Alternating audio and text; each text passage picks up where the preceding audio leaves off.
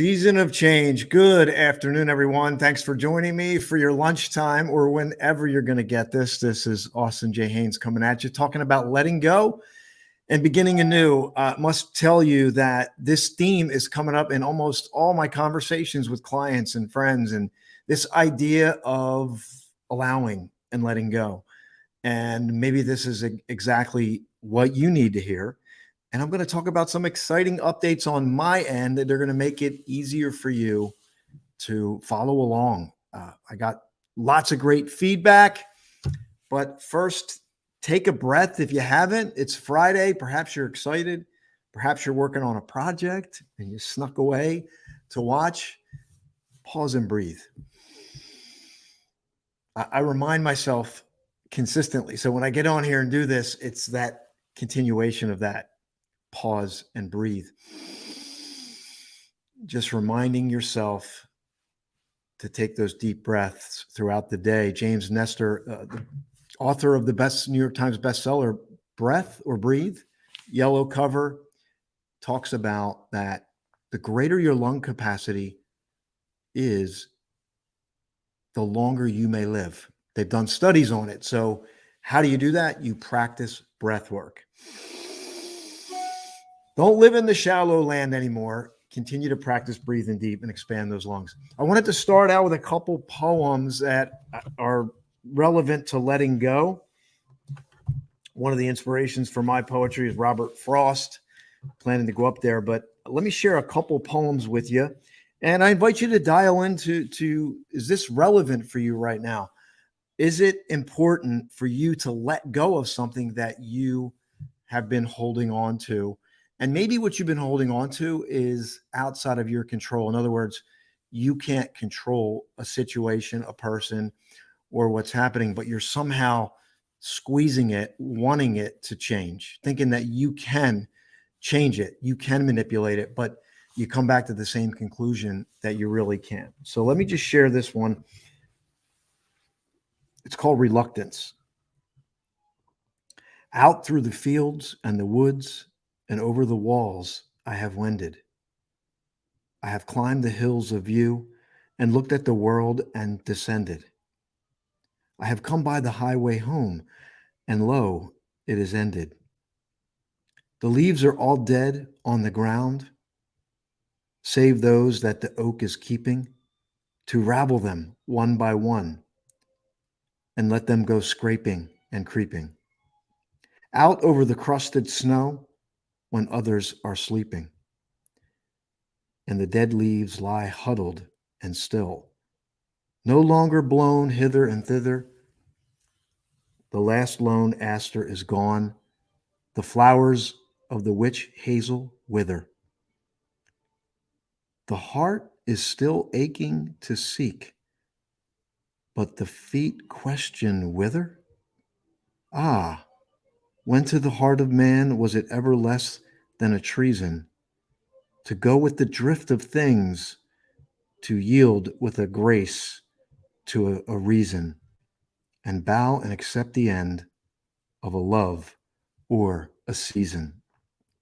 It's called Reluctance by Robert Frost, and it's paradoxical to let go. Oftentimes, not oftentimes, most of the time, I would propose that we believe that what we seek is outside of us and we need to go achieve it, bring it into our existence. And that creates progress and evolution. But what if it's unchecked? What if we don't take time to assess, to be still, to pause, and then discover what we need to let go of? Then we end up with houses full of clutter, things that we've just held on to too long. And perhaps that's attached to our emotions, and it's time to let go. So I'm going to read another poem here. Nothing gold can stay. Nature's first green is gold. her harvest hue to hold. Her early leaves flower, but only so an hour. Then leaf subsides to leaf, so Eden sank to grief. So dawn goes down to day, nothing gold can stay. It's this reminder of change, this initially downtrodden thing of letting go, as you hear in this poem, this reminder of change. But let me share with you another little quote that I pulled together for this concept of letting go. And I trust this is resonating with you. As I said, many of the conversations I've had, people are talking about letting go, shedding the old, beginning anew. But it's hard to begin anew when we're holding on to the old. So here's another quote. Weep not that the world changes. Did it keep a stable, changeless state? 'Twere cause indeed to weep. That's William Cullen Bryant, Mutation, a sonnet from 1862. And there again, this idea of letting go. But then if it stayed the same, that's the cause to be maybe disappointed. I've been driving this theme home. I'm going to continue to drive it home. And for you and for me, that this idea that we are wired to acquire. You've been wired to acquire. I've been wired to acquire. But I propose that at this season, perhaps your greatest fulfillment isn't in acquisition, that your fulfillment, your liberation comes from relinquish or letting go. Is that true? And if that is true for you, if you are saying, yes, I have been holding on to a relationship, a situation too long, and I don't have any control over it. I thought I did. I tried. I gave it my all to change it and then somehow lost myself. But not all is lost because things are not supposed to stay the same. And however you got to that change, embrace the change. See if you can embrace it, be present with it. I'm going to be talking tomorrow at a couple summit, and I'm going to talk about this this idea, midlife, right? If you're midlife seeking a change, your change, the change in the perspective that you seek is most likely not going to come from doubling down on activity and knowledge. It's going to come when you can be still.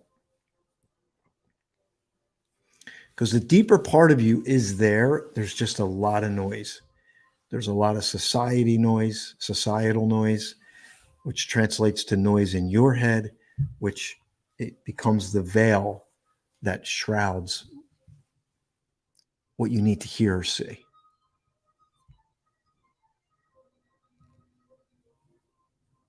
I speak to you when I speak to me. Here's the updates. So I'm excited to share some updates with you. I have a new website that I'm building. I'm going to put that up here right now.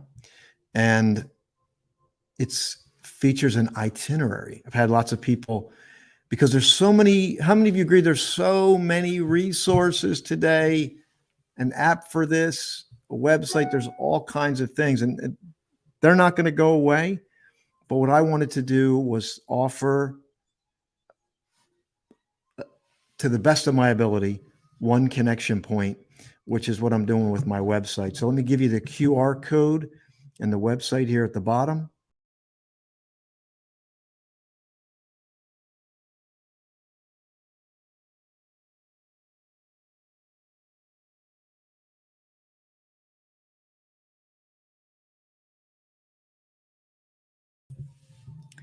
And I'm happy to say that I have an itinerary on there as well. I'm going to put that up here.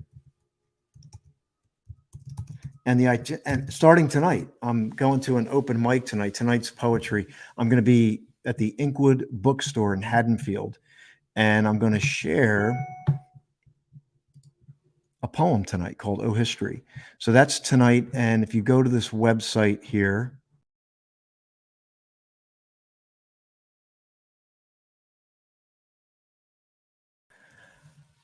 I have a simple website. There's a button for itinerary. You can see all the places I'm going to be attending, speaking. Some of it is inspirational talks. Some of it's poetry. I have a poetry event tonight. I have an inspirational talk tomorrow, a poetry event tomorrow. I'm doing my best to get out into the community more, to have conversations, find out what's on people's minds and hearts. What do they most need? There is a season of change. That's why I'm driving this point home of letting go, and I want you to dial in that for yourself, because chances are, if you're getting this video, you're in a season where there's something you need to let go of to evolve. And then maybe for some of you, your greatest fulfillment and liberation is right there. That thing, situation, relationship, person, place, or thing that you need to let go of. And then once you do, it's going to usher in a whole new sense. It might be hard to let go. It's not easy, right? I mean, summer changing to autumn, the leaves drop. Look around as the seasons change, as the leaves drop. Let it remind you that in due time, there's processes that we go through, and that as humans, we can just dial into the rhythm of what's already happening. We don't have to fight. We don't have to constantly dominate, manipulate, or control. That we can allow life to unfold. There's this ebb and flow of intention and action, but then there's this opposite of, which is the paradox of the human species, is to let go. And that's the paradox, because you and me, we've been wired to acquire. We've been wired for strategies, hacks, and tips, and get there and get the money and get the relationship and acquire. And I'm not saying that's bad. What I'm saying is it's out of balance. And what I'm saying is, let's go into the paradoxical energy of stillness, no thinking, allowing, letting go, peace, be still, peace, be still. And your soul resonates with that. Your ego resonates with acquire. Your soul resonates with peace, be still. In the moment, we need both. Is it time for you? Is it time? Type in yes if it is. Go to my website again, and I'll just share with you, all the social media links are there. You can access my social media links. You can sign up for the new poetry book called Seeds of Infinitude. I have a mailing list there. I'm working on a blog, actually. I'm going to be hoping to get that out today. So I'm going to be creating this poetic blog, a journal, to track some of my activities as I write and create these videos, and just to create more things that can help you along your journey. We're journeying together. I call this my midlife oasis. It's working for a company for 19 years. But before that, it's important to share that I didn't read a book cover to cover till I was 21. I dropped out of college. I was not a literary kind of person. And I wouldn't even say I am today, but it's what literature does for the human heart and soul that I resonate with, that I want to create more of. And now I'm working on my fourth book. It's a poetry book. I'm shocked, but yet it resonates with me deeply. But had I not moved in this direction, I would have never uncovered it. Had I not stopped and interrupted the pattern of life that I was on, which was really hard to do, I wouldn't have uncovered this. And the only reason why I'm here now live is because I did that. Otherwise, I would be at my job. I would be making money. I'd be living life, and it might be a good life. I'm not saying it's a bad life, but there was more for me to do. I knew it, and it was time for me to pause and allow that to come through. So maybe that's your time to pause, take a breather in life, and connect to what's deeper, what's real. Maybe you create a dramatic life change like I did. Maybe you don't. Maybe you just create some time. to get some new perspective so you can begin again with a new perspective, refreshed. So again, I invite you to go over to the website there. Whatever's good for you. There's YouTube. You can follow that. You can opt into the poetry. You can follow the itinerary. And I'm just glad you're here. If you got this, glad to be journeying with you. So again, tonight, Inkwood Books, Haddonfield. Tomorrow, I have 2 virtual events. It's on the itinerary page. Sunday's Power of Pure Presence. I'm going to continue the theme of letting go, because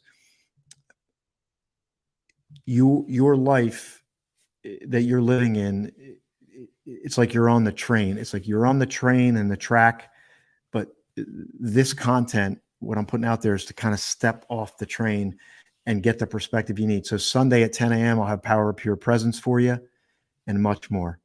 Thanks for being here today, everyone. God bless. Have a fantastic Friday, and I will have more. Bye for now.